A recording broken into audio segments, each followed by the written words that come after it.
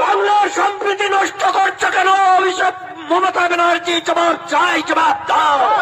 বাংলার সম্প্রীতি নষ্ট করছে কেন? অভিষেক মমতা ব্যানার্জি জবাব চাই, জবাব দাও।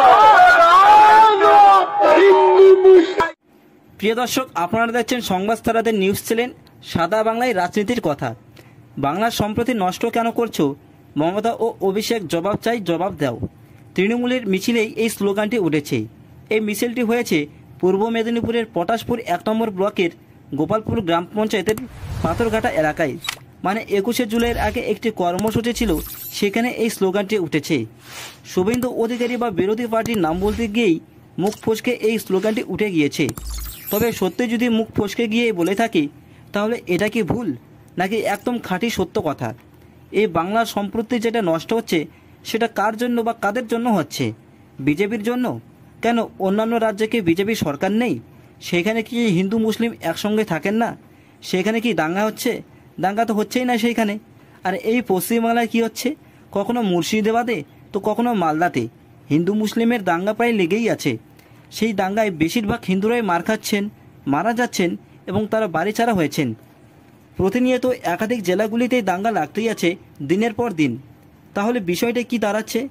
যেখানে টিএমসি নেই, সেখানে কিন্তু হিন্দু মুসলিমের কোনো দাঙ্গাই নেই। সেখানে সম্প্রতি এখনও নষ্ট হয়নি।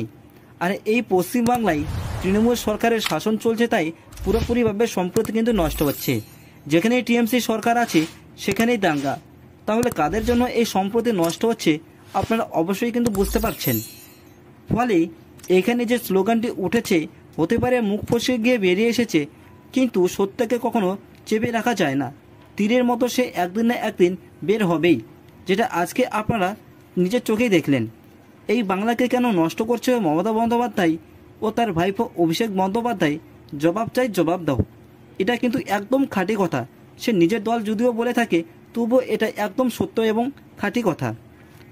কেন বামফ্রন্ট সরকার তাদের রাজত্ব চালিয়েছেন বছরের পর বছর, তখন তো এত হিন্দু মুসলিমের দাঙ্গা হয়নি। তাহলে এখন কেন হচ্ছে জানেন? তাদের ভোট ব্যাংক অনুপ্রবেশকারী রোহিঙ্গাদের হাতছাড়া করতে চাইছেন না তৃণমূলের সরকার। এদের জন্যই ধর্মের মধ্যে দুইটি বিভাজন হচ্ছে। উদাহরণ দিয়ে একটা জিনিস আমি আপনাদেরকে বোঝানোর চেষ্টা করছি যে, ধরুন দুইটি ছেলে আছে, তারা একসঙ্গে ঘোরাফেরা করে, একসাথেই খেলাধুলা করে, একসাথেই পড়াশোনা করেন। আপনি যদি গার্জেন হিসাবে একজন ছেলেকে বেশি ভালোবাসেন, সেইটা আবার ওই ছেলেটির পাশে দাঁড়িয়েই সে সম্পূর্ণ দেখতে পাচ্ছে। তাকে আপনারা খাবার দাওয়া এবং নানান সুযোগ সুবিধাও প্রচুর পরিমাণে দিচ্ছেন একজনের আরেকজনের তুলনায়। আপনি গার্জেন হিসাবে যদি এই রকমটা করেন, তাহলে ওদের মধ্যে বা ওদের দুজনের মধ্যে বিভাজন সৃষ্টি হবেই, হবে না বলুন? আপনারাই বলুন, হবেই তো। এই বাংলায় ঠিক একই রকমটাই হচ্ছে। গার্জেন হিসাবে ধরুন মমতা বন্দ্যোপাধ্যায়কে, আর দুইটি ছেলে হিসাবে ধরুন একজন হিন্দু আর একজন মুসলিমকে। দুজনেকে সমান চোখে দেখছেন না মুখ্যমন্ত্রী মমতা বন্দ্যোপাধ্যায়। এইখানে একটা সম্প্রদায়কে মুখ্যমন্ত্রী ভোট ব্যাংকের জন্য ব্যবহার করছেন দিনের পর দিন। তারা আগে সবাই বামফ্রন্ট সরকারের আমলে একসাথেই থাকতেন, কিন্তু এখন ভোট আসলেই শুধু দাঙ্গার আওয়াজ শোনা যায়। কেন্দ্র সরকার চাইছেন যে সমস্ত রোহিঙ্গারা রাতারাতি বাংলাদেশ থেকে কাঁটাতারের বেড়া টপকে পার হয়ে আসছেন, পশ্চিমবঙ্গের তৃণমূল সরকারের ভোট ব্যাংক বাড়ানোর জন্য তাদেরকে মোদিজি ছাঁটাই করতে চায়। এর কাজ কিন্তু অন্যান্য রাজ্যে ইতিমধ্যেই শুরু হয়ে গিয়েছে। যেমন ধরুন আসাম, উড়িষ্যা, দিল্লি, রাজস্থান, এই সমস্ত রাজ্যই যিনি মুখ্যমন্ত্রী আছেন, তারাও কিন্তু মোদিজির প্রচুর পরিমাণে সাহায্য করছেন এদেরকে ছাঁটাই করতে। আর অপরদিকে এই তৃণমূলের চটিচাটা লোকেরা ওই সমস্ত জায়গায় গিয়ে ক্যাম্প করে তারা বাংলাদেশের সমস্ত রোহিঙ্গাদেরকে যেন কোনো রকমভাবে আঘাত না করা হয়, তার জন্য সভা এবং মিছিল করছেন।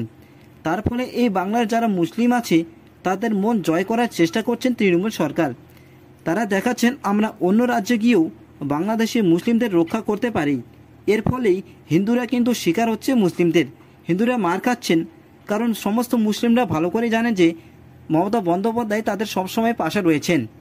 প্রিয় দর্শক, আপনাদের কি মনে হয়?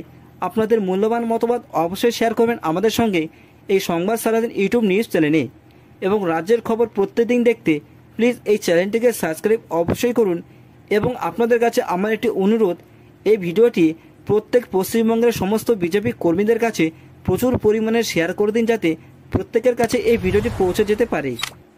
প্রিয় দর্শক, তৃণমূল সরকারের দুর্নীতির সমস্ত খবর দেখতে প্লিজ এই চ্যানেলটিকে অবশ্যই সাবস্ক্রাইব করবেন। দেখা হচ্ছে আপনাদের সঙ্গে নতুন কোনো বিষয়ে নতুন কোনো খবরে। ততক্ষণে দেখতে থাকুন, পাশে থাকুন। ধন্যবাদ।